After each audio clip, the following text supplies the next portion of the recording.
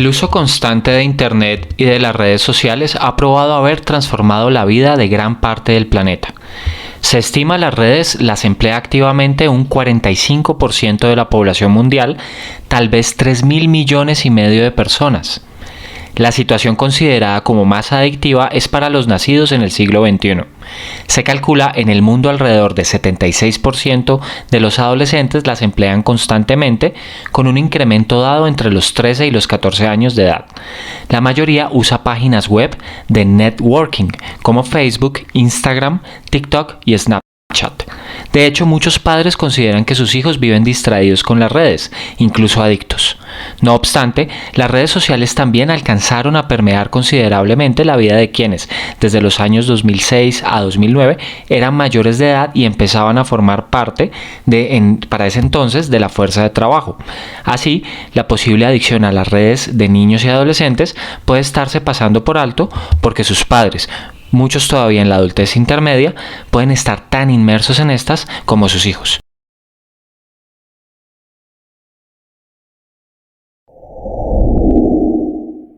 No son de menor importancia los resultados del estudio del Instituto de Noticias Digitales Reuters, según el cual Colombia está de segundo entre países del mundo donde las métricas demuestran mayor adicción a las redes sociales por Internet, con Filipinas en el primer puesto y Brasil en el tercero. Los colombianos estarían usando en promedio 4 horas diarias las redes de networking, teniendo incluso un consumo promedio entre 7 y 9 horas totales diarias, que incluye el uso de toda la social media, incluyendo YouTube, Netflix y WhatsApp. Por el contrario, países con mayor desarrollo económico y mejores cifras de empleo y ocupación, como Japón, Corea del Sur y Alemania, presentan la menor cantidad de tiempo de uso de estas redes.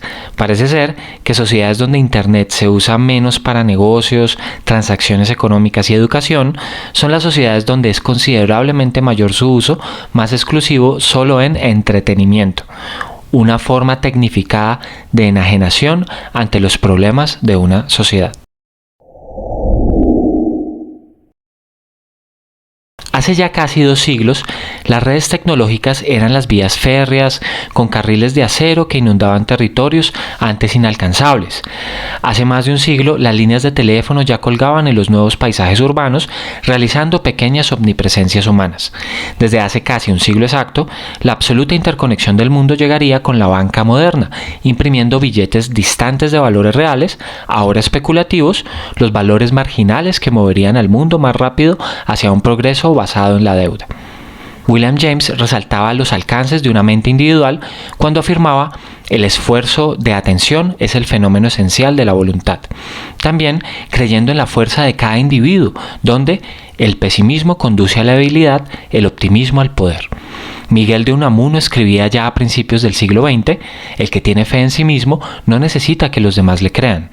Scott Fitzgerald publicaba en 1925 la oda romántica al determinismo de la voluntad humana con el Gran Gatsby. Desde estos tiempos, los procesos psicológicos suelen referirse a atributos o actividades mentales o conductuales que se alternan entre el automatismo y la deliberación individuales, como la sensación y la percepción, la atención, la memoria y el aprendizaje, el pensamiento y el lenguaje, la motivación y la emoción, y la inteligencia, entre otros. No obstante, es de reconocer que nuestra experiencia consciente siempre fue algo más que cada uno de estos procesos por separado. De hecho, a finales del siglo XIX, esta experiencia más global del yo fue incluso entendida por Wilhelm Wundt como parte de una experiencia colectiva, donde podemos razonar sobre nuestra propia existencia, nuestras creencias y nuestras intenciones junto con otros. Para Wundt, el espíritu colectivo no era más que la conexión de los fenómenos que surgen de una comunidad por influjo recíproco de los individuos que la componen. La tensión entre individuo y colectivo estuvo presente en las teorías desde entonces. Ahora existe una preocupación por la aplicabilidad de la psicología, tal y como la conocemos, en estos tiempos de redes sociales en línea, en el que es posiblemente el mayor cambio de nuestra historia por venir. Para Martin Nemko, en las próximas décadas el desarrollo tecnológico nos hará cada vez más dependientes de sistemas operativos con una multiplicidad de softwares que influirán en todas nuestras decisiones, a su vez que la vida en casa y un tanto solitaria se impondrá cada vez más. Las próximas aplicaciones de la psicología parecerán entonces tener que ver con superar el mal uso de la tecnología cuando nos aísla y nos distrae, el dominio sobre temas de información en redes sociales, uso de software para interactuar y analizar datos y al mismo tiempo poder confiar y estrechar relaciones con otros serán las cuestiones cada vez más centrales, consideran expertos. Es de resaltar la forma como hoy en día existimos en medio de colectivos que se comunican e interactúan por la internet y por softwares en constante cambio. La salud mental, las tradicionales normas sociales, la cultura y la vivencia psicológica subjetiva de cada adulto, adolescente y niño están cada vez más cuantificadas por las redes sociales. Como planteó David Bolter, en la edad de la computadora, el hombre no tiene la menor dificultad en verse a sí mismo como artefacto y junto con él a casi todas las cosas de interés que hayan sido hechas de nuevo por la tecnología. Así, podríamos concluir que la atención ya no es la voluntad individual. A pesar de los esfuerzos dados en patologizar la diversa actividad consciente, por ejemplo con el TDAH, el autismo, las drogas recreativas o los videojuegos, en estos tiempos, parece ser, vivimos particularmente condicionados es por ser parte de una economía de la atención.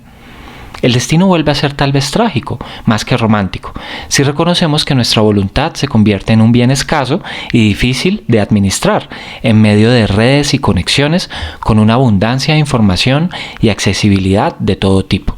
Como proféticamente planteó Herbert Simon, el padre de la computación mental, en un mundo abundante en información, la riqueza de esta significa la escasez de algo más.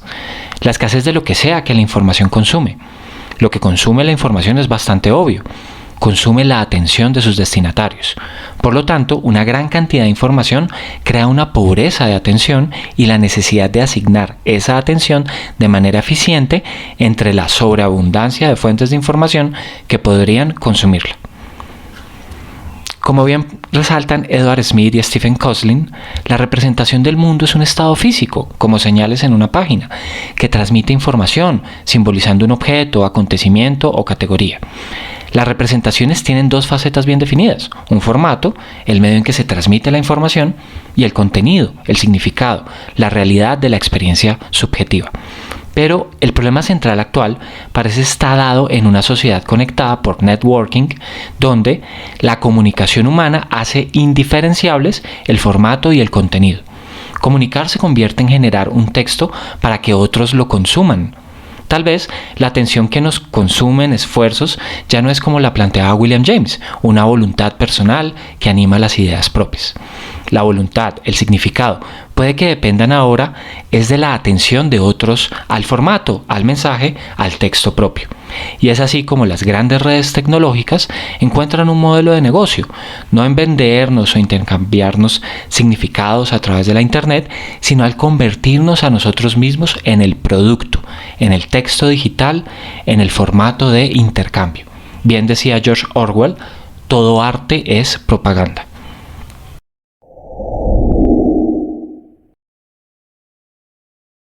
Nicholas Christakis invita a reconsiderar nuestra psicología.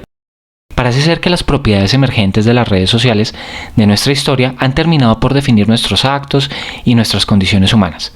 Incluso diadas y pequeños grupos generan interacciones que definen cómo prestamos atención a lo que nos rodea. No obstante, las redes sociales que forjaron la psicología humana hasta ahora fueron producto de lazos creados con cierta voluntad por parte de los individuos. Pero el networking podría estar alterando el orden de las cosas. Sea el caso tal vez que antes éramos miembros de redes sociales que nos moldeaban por la volición propia o de las personas cercanas, compartiendo intenciones y deseos comunes.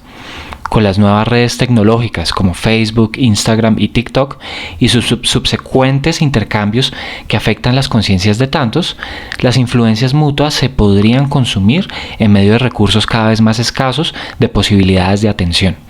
La novedad perdida a cada instante y la sobreexposición haciendo irrelevante a la mayor cantidad de información. La calidad del mensaje finalmente degradada. ¿Acaso lo inmediato solo haga a las personas más distantes unas de otras? La influencia social deja de ser lo que era, deja de convivir con los tiempos necesarios para cultivar una amistad, un acuerdo, una verdadera cooperación. Pueden estos ser tiempos donde la visión individual de Homo sapiens, consultante, paciente, participante o individuo se desdibuje. Hay quienes hablan del Homo dictius, el individuo hiperconectado. El efecto ubicuo e inevitable de la Internet podría deberse a esta experiencia ahora universal, creada por la velocidad sin precedentes con que esta simulación compartida por millones de personas sucede en tiempo real. Se ha planteado un ejemplo, la interconexión entre el grupo pequeño de ingenieros que decidieron crear el botón de me gusta en una red y el resto de grupos humanos demuestra las inesperadas relaciones entre el diseño de estas redes y la vida de millones, quienes para bien conocieron a su pareja, a sus nuevos amigos o sus posibilidades de trabajo, y quienes para mal infortunadamente desarrollaron depresión, ansiedad y adicción, incluso ideación suicida. Muchos son unos y también son los otros. Finalmente, es de resaltar que la actividad psicológica, entendida como procesos psicológicos, tal vez ya deba no verse solo como aquello que medimos en participantes de experimentos o ejecutores de pruebas personalizadas y diagnósticos individuales.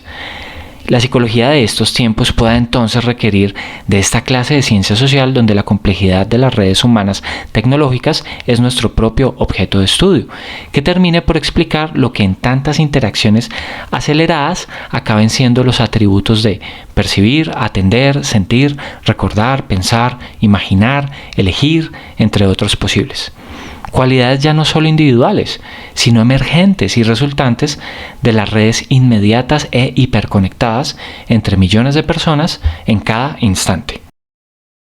Damos gracias a la atención que nos han dado hasta ahora y damos inicio a nuestro conversatorio con el profesor Gregorio Ortiz sobre la adicción a las redes sociales. Sean bienvenidos.